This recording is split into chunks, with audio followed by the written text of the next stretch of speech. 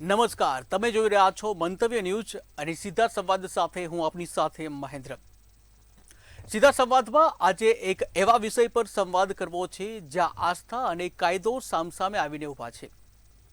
સાળંગપુર ધામ, જે નામ સાંભળતા જ કરોડો ભક્તોના હૃદયમાં શ્રી કષ્ટભંજન દેવ હનુમાનજી દાદા પ્રત્યેની શ્રદ્ધાનો સંચાર થાય છે।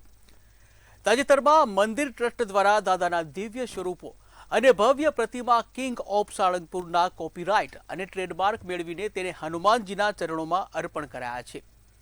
ટ્રસ્ટ અને કોઠારી વિવેક સાગર સ્વામીનું કહેવું છે કે આધુનિક યુગમાં ધાર્મિક પ્રતીકોનો વ્યવસાયિક અને અયોગ્ય દુરુપયોગ અટકાવવા આ કાનૂની કવચ જરૂરી છે। પરંતુ આ નિર્ણય સામે જ સનાતન ધર્મના સાધુ સંતો, મહામંડલેશ્વર અખિલેશ્વર દાસજી અને સમસ્ત ગુજરાત બ્રહ્મ સમાજે ઉગ્ર વિરોધ દર્શાવ્યો, જેમનો આક્રોશ છે કે ચારેય યુગમાં વ્યાપ્ત હનુમાનજી અને સનાતન ધર્મ કોઈનો કોર્પોરેટ બ્રાન્ડ નથી કે તેના પર કોઈ ટ્રસ્ટ પોતાનો એકાધિકાર જમાવે। આજે આપણે કાયદાના આઈના આસ્થાના આ વિવાદને સમજીશું કે ભગવાન પર ટ્રસ્ટનો અધિકાર છે કે પછી ભક્તનો। પરંતુ એ પહેલા આપણે જોઈએ કે ભક્તોનું શું કહેવું છે। કેમ કે સનાતન ધર્મ કોઈનો બંધાયેલો નથી। સનાતન ધર્મનો એ જે લોકોની વાત કરે છે, ભગવાન એમના એકલાના નથી, આખા સનાતનીઓ છે, હિન્દુસ્તાનના આખા સનાતનીઓ છે ને વિદેશોમાં વસે એ સનાતનીઓ છે। એટલે એમાં કોઈની એ લોકોની પરવાનગી લેવાની જરૂર પડતી નથી અને ભગવાનની જેવી શ્રદ્ધા હોય એ પ્રકારે લોકો લઈ શકે છે અને ભગવાનને આસ્થા હોય, દિલથી હોય એટલે એમની કોઈ પરવાનગી લેવાની જરૂર પડતી નથી। આના માટે દરેક સાધુ સંતોને અને દરેક મહાનુભાવોને, સરકારને આ બીજી ત્રીજી વાર આવી સાળંગપુર હનુમાનથી આવી ઘટના બની છે એટલે સનાતન ધર્મ માટે ખૂબ જ નિંદનીય છે। એટલે આપણે સરકારને પણ વિનંતી કરીએ છીએ અને મોટા મોટા પીઠાધીશ્વરને અને મહાનુભાવોને વિનંતી કરીએ છીએ કે આ વિષયનું જલ્દથી જલ્દ નિરાકરણ લાવે। સનાતન ધર્મ છે તો દરેકના ભગવાન તો હોય જ। આ તમે જે કરી રહ્યા ખોટું જ છે। તમે કાલે લોકોનું કહેશે, કાલે તમે આ તો એક જરાકનું શું કહેવાય, પેલું કમાવાના ધંધા જ છે ને, બીજું તો શું છે। કે કાલે એવું કહેશે કે સાળંગપુરમાં જે હનુમાન દાદા છે ખાલી અમારા જ છે, એવું ના ચાલે ને। કેવી રીતે હોય તો કે લોકો આવવાનું બંધ કરી દેશે તો શું કરશો? ભવિષ્યમાં એવું કહી શકે જો અત્યારે ટ્રેડમાર્ક ભવિષ્યમાં શું એમના બાપ દાદા હોય તોય ના કહી શકે એ લોકો। આ વસ્તુ કોઈ એકના હકની તો હોતી નથી, બરાબર। અને રહી વાત લોગોની, તો એ એમની પોતાની ઇમેજ છે જે એમના પૂરતી સીમિત હોઈ શકે। બાકી ભક્તો તો કોઈ બી ભગવાનની મૂર્તિને પોતાની રીતના પોતાના હૃદયમાં રાખી શકે, પોતાના ત્યાં તસવીર રાખી શકે, એ એમના પોતાની વસ્તુ છે।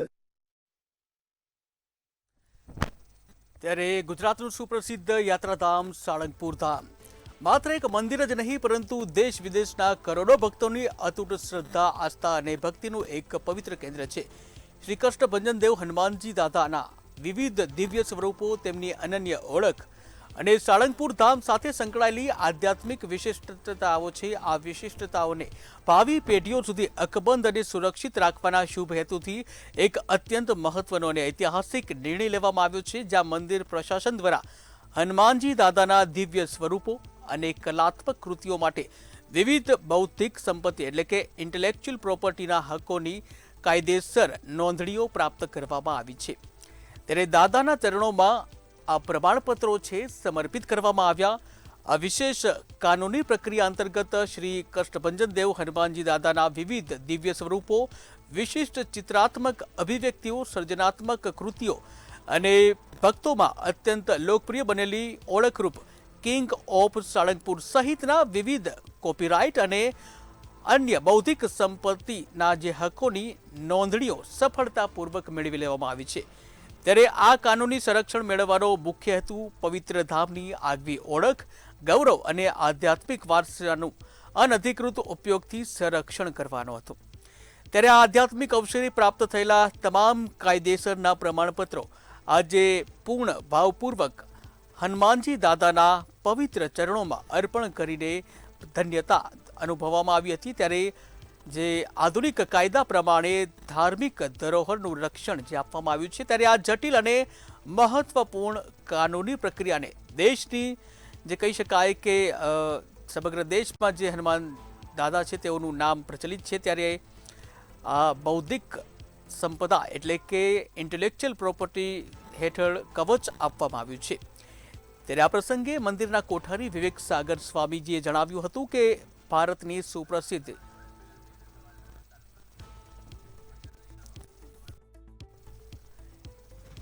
ત્યારે જે આ વિવાદ છે હવે વધુ વકર્યો છે આસ્થા અને કાયદાની આ લડાઈ। ત્યારે હવે આ અંગે આપણે ચર્ચા કરવી છે અને આપણી સાથે જોડાઈ ગયા છે અશ્વિનભાઈ જીવાણી કે જેઓ સનાતન ધર્મ પ્રચારક છે, બીજા છે એડવોકેટ નીતિનભાઈ ગાંધી કે જેઓ એડવોકેટ છે। તો શરૂઆત કરીશ અશ્વિનભાઈ આપનાથી કે જેવી રીતે જે કોપીરાઇટ અને ટ્રેડમાર્કનો જે મુદ્દો આખો સામે આવ્યો છે, ત્યારે કોઈ ભગવાન ઉપર ટ્રેડમાર્ક કે કોપીરાઇટ કેટલા યોગ્ય?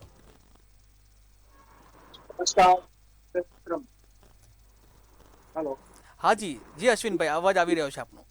जी आपने બહુ સરસ શરૂઆત જ પ્રશ્ન કર્યો કે કોપીરાઇટ્સ નો અધિકાર।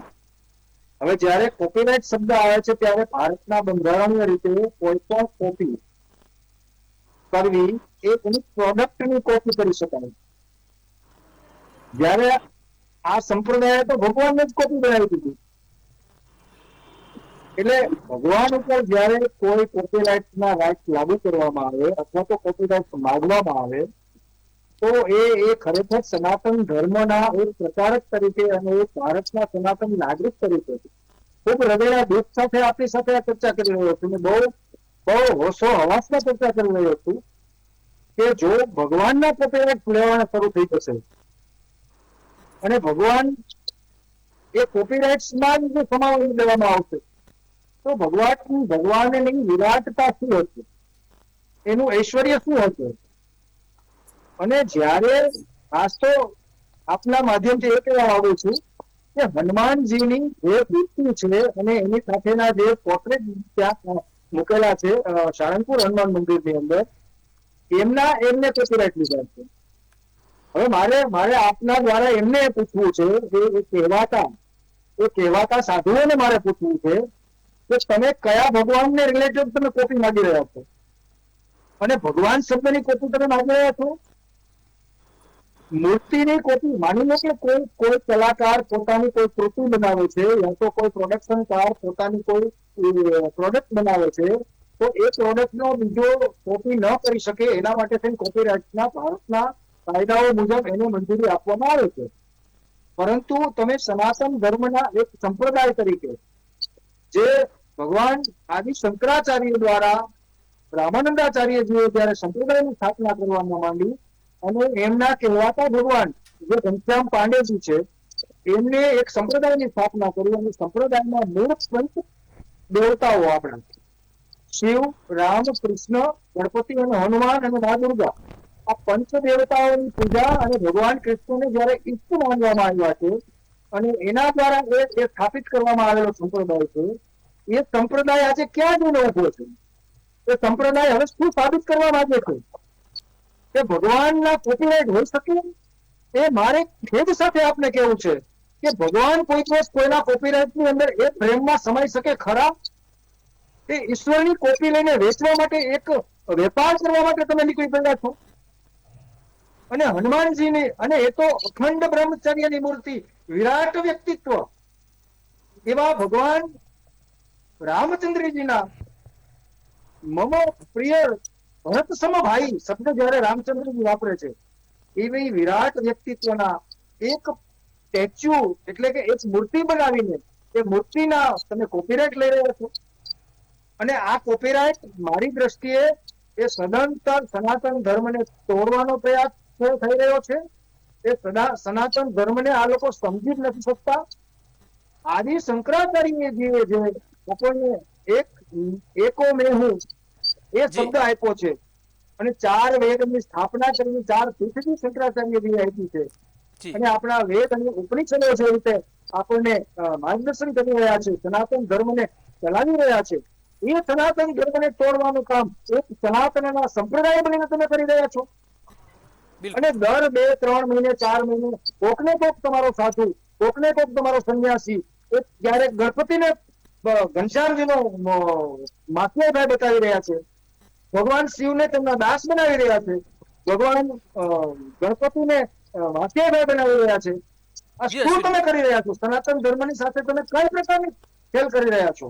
જી જી એક અશ્વિન. સનાતન ધર્મના પ્રચાર અને ભારતીય નાગરિક તરીકે મને ખેદ સાથે કહેવું પડે છે કે આ સનાતન ધર્મને તોડવાનું કામ વિધર્મીઓ તો એની સુપેરે કરી રહ્યા છે, પણ જી. આપ સનાતન ધર્મના એક સંપ્રદાય બનીને, એક સંપ્રદાયમાં રહીને આપ આપણા પંચ દેવતાઓને તોડવાનું કામ કેમ કરી રહ્યા છો? જી અશ્વિનભાઈ, અને ફરીથી જી જી જી જી ભગવાનનો કોપીરાઇટ આપણા આર્ટિકલ 25 અને 26 એ ધર્મની આઝાદી આપી રહ્યો છે, અને એ આર્ટિકલ મુજબ તમે કોપીરાઇટની અરજી કરી પણ કેમ શકો? બિલકુલ. અને મારે તો એ અશ્વિનભાઈ, સાથે કેવું છે કે કોઈ પણ જાતના અભ્યાસ વગર કેમ કોપીરાઇટ આપવામાં આવ્યા છે? જી અશ્વિનભાઈ, ફરી આપણા પાસે આવીશ. આપણી સાથે એડવોકેટ નીતિનભાઈ પણ છે. નીતિનભાઈ, આપને પૂછવા માંગીશ કે ભગવાન ઉપર કોપીરાઇટ કે પછી ટ્રેડમાર્ક કાનૂની રીતે કેટલું યોગ્ય? જેવી કે આપ જાણો છો કે ઘણા બધા કંપનીઝ અને ઘણા બધા જે લોગોસ હોય છે એ આઈપીઆર ના માધ્યમથી આજકાલ રજીસ્ટર થતા હોય છે, અને એની પ્રોસેસ એવી હોય છે કે તમે કોઈ બી સ્પેસિફિક તમારા આર્ટ વર્ક છે, તમારી કોઈ મૂર્તિ છે કે તમારું કોઈ બિલ્ડિંગ સ્ટ્રક્ચર છે, એના માટે જ્યારે એપ્લિકેશન કરતા હો છો આઈપીઆરની ઓફિસમાં, ટ્રેડમાર્કની ઓફિસમાં, તો ત્યારે એ પબ્લિશ થતું હોય છે. આ ઇમ્પોર્ટન્ટ વસ્તુ શું છે કે પબ્લિશન જ્યારે થાય ત્યારે જે પણ વ્યક્તિ જેને એમાં ઓબ્જેક્શન હોય એને ઓબ્જેક્શન કોલ ફોર કરવામાં આવે છે, અને ઓબ્જેક્શન ફાઇલ કર્યા પછી બંને પક્ષકારને સાંભળ્યા પછી લોગો કે ટ્રેડમાર્ક એ ઓફિસ રજીસ્ટર કરતી હોય છે. હવે હાલનો આ જે મુદ્દો છે સાળંગપુર જે મંદિરનો આ લોગો રજીસ્ટર કરવા માટેનો એક ડિવાઇસ રજીસ્ટ્રેશન છે. દેટ મીન્સ કે જે સ્વરૂપ છે, જે કલર કોમ્બિનેશન છે, જે સ્વરૂપ છે મૂર્તિનો, અને સ્પેસિફિક જે મોટી મૂર્તિ છે ભગવાનજીની, એ કિંગ હનુમાનજી, આ જે સ્પેસિફિક બનાવટ છે એ માટેની એપ્લિકેશન જે છે એ ટ્રસ્ટ દ્વારા કરવામાં આવેલી. હવે ટ્રસ્ટના આની પાછળના શું શું હેતુ હતા, એ હેતુ જે છે ટ્રેડમાર્ક એપ્લિકેશનમાં બહુ ડિટેલમાં એ લોકોએ આપેલા છે. એ ટ્રેડમાર્કમાં કોઈ વાંધો નહીં આવ્યો હોય એ પછી ટ્રેડમાર્ક ઓફિસે આને રજીસ્ટર કરાવવા આવ્યો છે.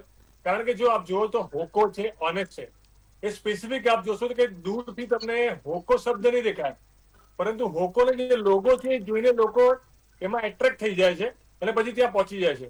હવે જોવા જઈએ તો જ્યારે બી સેમ આવી કોઈ મૂર્તિ કોઈ અન્ય સ્ટેટમાં આવી કોઈ મૂકીને અને સંસ્થાના નામે કોઈ એના પૈસા ઉઘરાવવા ચાલુ કરે, તો આ જે હેતુ છે કે સેમ મૂર્તિ સ્થાપિત કરીને કોઈ લોકો પબ્લિક સાથે ચીટિંગ ન કરે, એવો પણ એક હેતુ ટ્રસ્ટ તરફથી હોવો જોઈએ.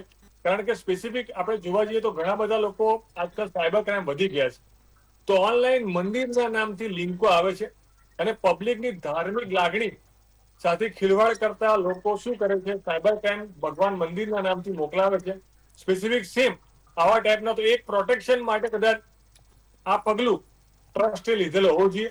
અને બીજું એક કાયદાકીય મુદ્દો આપણે જોવા જઈએ કે સ્પેસિફિક જોઈએ તો હનુમાનજી છે, ભગવાનજી છે, એમના ઉપર કદાચ કોઈનો પણ હક ના હોવો જોઈએ. એ પબ્લિક વર્ડ છે અને દરેક લોકોના ધાર્મિક ભક્તોના ઘરમાં કષ્ટભંજન હનુમાનજી મૂર્તિ સ્થાપિત હોય છે.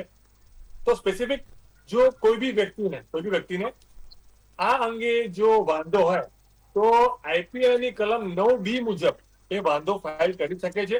અને જો એ રજીસ્ટર ઓફિસ છે જેને આ ટ્રસ્ટમાં રજીસ્ટર કરીને આપ્યું હોય અને એને જે મુદ્દો ગ્રાહ્ય રાખે, તો ટ્રેડમાર્ક જે આપેલું છે એ રદ કરવાની સત્તા પણ સત્તાધીશોને છે. જો પબ્લિકેશનમાં જો કોઈ વાંધો નહીં લીધો હોય એ પછી જ ટ્રેડમાર્ક ઓફિસે આ કેસમાં ટ્રેડમાર્ક રજીસ્ટર કરીને આપ્યો હશે. જી નીતિનભાઈ, આપણે પૂછવા માંગીએ છીએ કે પરવાનગી વગર જો એ મૂર્તિનો ઉપયોગ કરવામાં આવે તો કેવા પ્રકારની કાર્યવાહી થઈ શકે?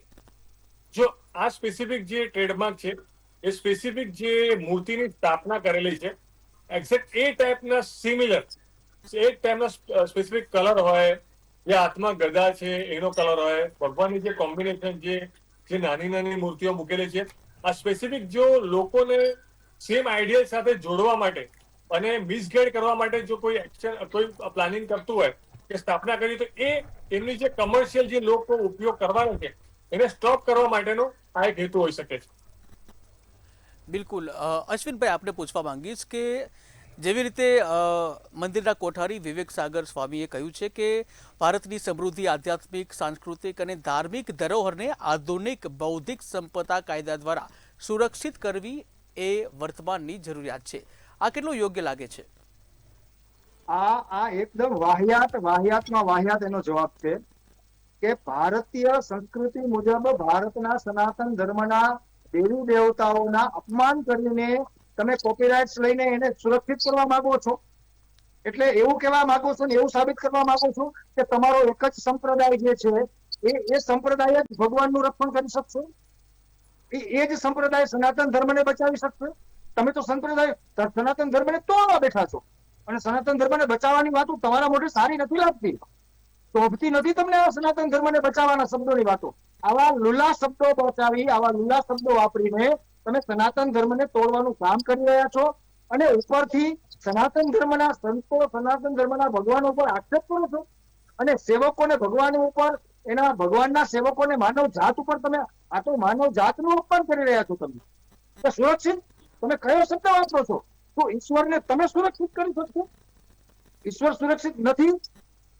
તમે એવું સાબિત કરવા માંગો છો કે ભારતની સનાતન સંપ્રદાયો અને સનાતનની પ્રજા, ભારતના લોકો ઈશ્વરને સુરક્ષિત નથી રાખી શકતા, એટલે અમે કોપીરાઇટ બનાવીને અમે ભગવાનને સુરક્ષિત રાખીએ છીએ, એવું કહેવા માંગો છો?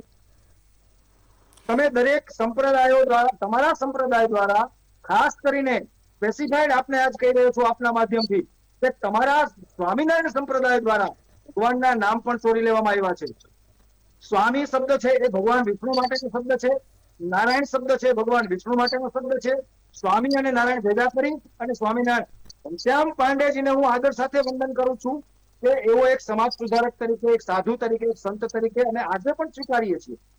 અને ભારતના ઋષિ પરંપરાની અંદર અને સંપ્રદાયો તો આપણા ભારતના એક સનાતન ધર્મના પાયાઓ છે અને પાયાઓ બનીને જો આપણે સનાતન ધર્મને તોડવાનું કામ કરીશું અને ભગવાનના કોપીરાઇટ લઈને આપણે એવું સાબિત કરવા માંગીશું કે અમે આધુનિક વિજ્ઞાન પ્રમાણે, આધુનિક સાયન્સ પ્રમાણે અને આધુનિક 21મી સદીમાં અમે ઈશ્વરને સુરક્ષિત કરવા માંગીએ છીએ, તો તમારાથી જ ભગવાન સુરક્ષિત થશે.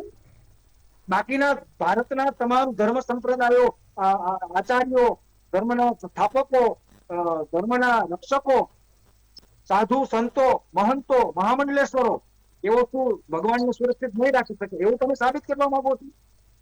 તમારા માધ્યમથી તમે, તમારા સંપ્રદાય એક જ શ્રેષ્ઠ સંપ્રદાય છે અને એ જ ભગવાનની રક્ષા કરી શકશે. આવા ખોખલા વચનો દ્વારા લોકોને ગેરમાર્ગે દોરવાનું બંધ કરો. આવા ખોખલા શબ્દો વાપરીને ભગવાનના કોપીરાઇટ લેવાનું બંધ કરો અને આ કોપીરાઇટ્સ માટે જેમ એડવોકેટ સાહેબે કીધું કે એને પડકારવો જોઈએ, તો હું પડકારવા માટે તૈયાર છું અને આપના માધ્યમથી કહું છું કે મારી સાથે તમે શાસ્ત્રાર્થ જાહેરમાં કરવા પણ હું તમારી સાથે તૈયાર છું. જી બિલકુલ અશ્વિનભાઈ. તમે સંપ્રદાયના નામે, સનાતન ધર્મના નામે તમારા સંપ્રદાયને મોટો કરી અને સનાતન ધર્મને નાનું કરવાનું કામ નહીં કરો.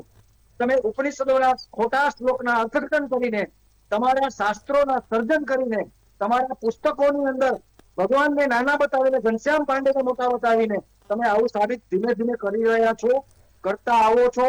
તમારા આવા 131 પુસ્તકો દ્વારા તમે સાબિત કરી રહ્યા છો કે સનાતન ધર્મમાં સ્વામિનારાયણ સંપ્રદાય એક જ એવો સંપ્રદાય છે જે સૌથી ઉપર છે. અને તમારા સંપ્રદાયમાં તો તમારા સાધુ સંતો હવે તો અક્ષરધામના પાસપોર્ટ છાપવા માંડ્યા છે. જી અશ્વિનભાઈ, શું સાબિત કરવા તમે માંગો છો? અશ્વિનભાઈ ફરી આપના પાસે આવીશ. નીતિનભાઈને પ્રશ્ન પૂછીશ કે નીતિનભાઈ, ભૂતકાળમાં આવા કોઈ ડિસ્પ્યુટ કોર્ટમાં આવ્યા છે અને જો આવ્યા હોય તો કયા પ્રકારના ચુકાદા? આપણે જોવા જઈએ તો સ્પેસિફિક કોઈ ઇન્સિડન્ટ મને યાદ નથી, પરંતુ આપને કહું કે જેવી રીતે અશ્વિનભાઈ કીધું કે નોર્મલી જે આર્ટ વર્ક હોય છે તે સિમ્બોલ સ્પેસિફિક હોય છે સંસ્થાઓના કે કંપનીઓના, એ નોર્મલી લોકો ટ્રેડમાર્ક કે લોગો રજીસ્ટર કરતા હોય છે. સામાન્ય રીતે ભગવાનના નામ ઉપર કોપીરાઇટ આપ્યું એ કોઈ બી કાયદામાં નથી, કારણ કે ભગવાન તો સનાતન છે, બધાના માટે છે અને એ જ કહું છું કે આ જે કોન્ટ્રોવર્શિયલ ઇસ્યુ જે છે એ ટ્રેડમાર્ક જે રજીસ્ટ્રેશન જે થયા છે આ 3 વસ્તુના, જે 3 નામો માટેના, 3 સ્વરૂપ માટેના, એના માટેની વાત છે. તો જે ટ્રેડમાર્ક ઓફિસે આ જે આપ્યું છે ટ્રેડમાર્ક, એ છેલ્લી સત્તા નથી. સી એ સત્તાએ જો ટ્રેડમાર્ક આપી દીધું છે, લોગો રજીસ્ટર કરી દીધું છે, અન્ય કોઈ ઉપયોગ ના કરી શકે એવો હુકમ કરીને સર્ટિફિકેટ આપેલું છે, તો એ ખરેખર એ પડકારી શકાય. અને કાયદાકીય જે કોર્ટો છે એમાં આના માટેની કોર્ટો સેટઅપ થયેલી છે. કારણ કે આઈપીઆર નો જે કાયદો છે એ સ્પેસિફિક લોકોના જે શું કહેવાય કે ધાર્મિક લાગણીઓ કોઈ હર્ટ કરતું હોય એવા કેસમાં જો ખરેખર કોઈ ખોટો લોગો રજીસ્ટર કરી દીધો ભગવાનના નામે કે સંસ્થા નામે, તો પબ્લિકમાંથી એના માટેની પિટિશન ફાઇલ થઈ શકે છે અને એનો વિરોધ કરીને એ લોગો એ રજીસ્ટર બી કરાવી શકે છે. તો જે આ કોન્ટ્રોવર્શિયલ ઇસ્યુ છે, આઈ થિંક કે એ આપણે જો લોગો રજીસ્ટર થયા છે એના માટે કોર્ટ ઓફ લો છે, જે સિવિલ કોર્ટ છે, એ બહુ સ્પેસિફિક શું કહેવાય સત્તા છે જે આનો ડિસિઝન લઈ શકશે. બિલકુલ. જી અશ્વિનભાઈ, આપને હું પૂછવા માંગીશ કે જે રીતે જે કહી શકાય કે મૂર્તિ છે એક વિશિષ્ટ કલાકૃતિ છે, તો શું તેને રક્ષણ મળવું જરૂરી નથી? નહીં. તમે આપણે જે કોપીરાઇટ શબ્દ છે એ મૂર્તિ એમનું કેવું, એ લોકોનું કેવું એવું છે કે આ અમારે કે અમે જે હનુમાનજીની મૂર્તિ જે ડિઝાઇન કરી છે, જે બનાવી છે, અને એની સાથે બીજી 13 નાની નાની મૂર્તિઓ છે, અને એ જે ચિત્રો છે એ ચિત્રોના લોકો એનો ઉપયોગ ન કરી શકે અને એ મૂર્તિઓનો કિચન તરીકે કે એ મૂર્તિઓના સિમ્બોલ તરીકે ઉપયોગ ન કરી શકે, એની સુરક્ષા માટે થઈને અમે કોપીરાઇટ આપ્યા છે. આવું એ લોકોનું કેવું છે. તેનાથી વ્યાપારીકરણ વધશે તેનાથી. એટલે એ સાબિત કરવા માંગે છે કે આ કોપી કરીને આના ટી શર્ટો અમે જ બનાવશું, આના કિચનો અમે જ બનાવશું, આના સિમ્બોલિક ઉપયોગ અમે જ કરીશું અને એનો વેપારીકરણ તરીકે ઉપયોગ કરીશું, અને હનુમાનજી અમારા છે અને અમે એવું સાબિત કરીશું કે હનુમાનજીનો કોપીરાઇટ અમારી પાસે છે. એટલે આ વેપારીકરણ, ભગવાનનું સંપૂર્ણ કોમર્શિયલ વેપારીકરણ કરવા માંગે છે એ લોકો. અત્યાર સુધી તો પુસ્તકોના માધ્યમથી, ભક્તોના માધ્યમથી, લોકોના માધ્યમથી અને આપણા ઉપનિષદોના ખોટા અર્થઘટનો કરીને લોકોને ગુમરાહ કરવાનું કામ કરી રહ્યા. જી, અક્ષરધામના પાસપોર્ટ બનાવીને લોકોને શરીર ઉપર પેલા ગરમ સળિયા લગાડીને છાપ મારીને આવું બધું તો એ કરી રહ્યા છે એ લોકો. બિલકુલ. તો આ ઘટનાથી અશ્વિનભાઈ, કોપીરાઇટ દ્વારા ટી-શર્ટ ઉપર હનુમાનજીનું, એટલે કે એ મૂર્તિ હશે હનુમાનજીની, તો એ કોપીરાઇટ અમારો લાગશે. એટલે કોઈ વ્યક્તિ ટી-શર્ટ વેચવા નીકળશે અને કોઈ ટી-શર્ટ બ્રાન્ડ ઉપર એ લાગેલો હશે કે કોઈ સ્પેસિફિક જે હું આમના યશવંતભાઈ જે કીધું જી એના ઉપર એક બહુ મુદ્દો હાઇલાઇટ કરીશ. આપને પૂછેલું કે કોઈ એક્ઝામ્પલ છે આવો? બિલકુલ. કે ભગવાનના નામ માટે, તો આપને રિયલ એક્ઝામ્પલ આપું કે આપ જે બોમ્બેમાં જાણો છો કે ત્યાં દારૂબંધી નથી, તો ત્યાં સરકારનો પરિપત્ર છે સ્પેસિફિક કે ભગવાનના નામ ઉપર કોઈ બી લીકર શોપ ના ખોલવી. સમજો, સ્પેસિફિક નોટિફિકેશન છે ત્યાં કે જેટલી બી દુકાનો ભગવાનના નામ, જે શિવમ હતું જે કોઈ દારૂની શોપ હતી, તો કોઈ બી ભગવાનના નામો છે બધા ઓલ્ટર કરાવીને સરકાર દ્વારા નોટિફિકેશન આપવામાં આવ્યું છે કે ભગવાનના નામનો ઉપયોગ ના કરવો તેના કમર્શિયલ માટે. તો જેટલા બી માર્ક ભગવાનના નામ ઉપર ત્યાં લેવામાં આવેલા મુંબઈમાં, એ બધા રદ થયા છે. આ લાઈવ એક્ઝામ્પલ છે જે મહારાષ્ટ્ર સરકારે નોટિફિકેશન પાડેલું 3 વર્ષ પહેલા જ. સો એક એક્ઝામ્પલ એવું છે. અને બીજું જે અશ્વિનભાઈએ વાત કરી ધાર્મિક લાગણી માટેની, તો કહું છું કે 9(2)B માં સેક્શનમાં લખેલું જ છે જયારે કોઈ બી માર્ક ભગવાનના નામ ઉપર રજીસ્ટર થયું હોય અને પબ્લિકની રિલીજીયસ જે લાગણીઓ એમાંથી હર્ટ થતી હોય, તો 100% એના માટે પિટિશન ફાઇલ થઈ શકે છે અને રદ બાતલ બી થઈ શકે છે. કારણ કે જયારે ધાર્મિક લાગણીઓ સવાલ આવે ત્યારે ભગવાનના નામનો લોગો કે ટ્રેડમાર્ક રજીસ્ટર થતો નથી. બિલકુલ. અશ્વિનભાઈ, આ જે ઘટના, જે ટ્રેડમાર્ક ને કોપીરાઇટની જે વાત છે, તો શું તેનાથી અન્ય જે મંદિરો છે, અંબાજી છે, સોમનાથ છે, આ બાજુ ડાકોર છે, તો શું તેઓ લોકો પણ આવો એક નવો ચીલો પડશે કે એ લોકો પણ ટ્રેડમાર્ક લેશે, કોપીરાઇટ લેશે, એવું લાગે છે? નહીં. ડાકોર, દ્વારકાધીશ મંદિર, અંબાજી માતાનું મંદિર કે રામ મંદિર, કૃષ્ણ મંદિર જે છે એ સનાતન ધર્મના એ ધ્વજ રક્ષકો છે. એ મંદિરો શાંતિના પ્રતીકો છે. એ સનાતન ધર્મના આસ્થાના કેન્દ્રો છે, શાંતિના પ્રતીકો છે. એ કોઈ દિવસ આવા વિવાદ નહીં કરે અને કરવાય ન જોઈએ અને કરશે પણ નહીં. મને ખાતરી છે, મને વિશ્વાસ છે મારા સનાતન ધર્મના મંદિરો ઉપર કે એ લોકો આ સંપ્રદાયો જેટલી નીચ કક્ષાએ કોઈ દિવસ કોઈ નહીં જઈ શકે. અને બીજી વાત છે કે હમણાં બહુ થોડા સમય પહેલા એક પિક્ચર આવ્યું હતું ઓ માય ગોડ કરીને, એમાં પણ આ કોપીરાઇટના પ્રશ્નને એક વર્ણવી લેવામાં આવ્યો હતો. તો શું હવે ભગવાનને આપણે કોર્ટમાં ખરા ઉભા રાખવાના છે? તારી બનાવેલી દુનિયા તને ઈશ્વર કોર્ટમાં ઉભા રાખશે? આપણે ઈ પથ ઉપર જઈ રહ્યા છીએ અત્યારે. આ કેતા એક શરમથી માથું નીચું પડી જાય છે. સનાતન ધર્મના એક પ્રચારક તરીકે, ભારતના એક નાગરિક તરીકે, એક સામાન્ય વ્યક્તિ તરીકે એક શરમથી માથું ઝૂકી જાય છે કે શું ઈશ્વરને આપણે ઈશ્વરના બનાવેલા આ પુતળાઓ એ શું ઈશ્વરને કોર્ટમાં ઉભા રાખશે? અશ્વિનભાઈ, સમયનો અભાવ છે. સાબિત કરવા માટે ઈશ્વર મારો છે, ઈશ્વરનો કોપીરાઇટ મારો છે. બિલકુલ બિલકુલ બિલકુલ. કયા પથ ઉપર આપણે જઈ રહ્યા છીએ? કયા ધર્મની વાત કરી રહ્યા છીએ આપણે? બિલકુલ આપણે સનાતન ધર્મના જેટલા સંપ્રદાયો છે એ દરેક સંપ્રદાયો આદિ શંકરાચાર્યજીના નજરની નીચે સમયનો અભાવ છે. અનેક સંપ્રદાયોની સ્થાપના કરી છે. બિલકુલ. અને એ દરેક અશ્વિનભાઈ, ફરી મળીશું. અશ્વિનભાઈ, સમયનો અભાવ છે. જી બિલકુલ. જી દરેક વ્યક્તિ એક સંપ્રદાય હોવો જોઈએ. બિલકુલ બિલકુલ. અશ્વિનભાઈ, નીતિનભાઈ, આપ આવ્યા અને પોતાના વિચારો રજૂ કર્યા. આ બંનેનો આભાર.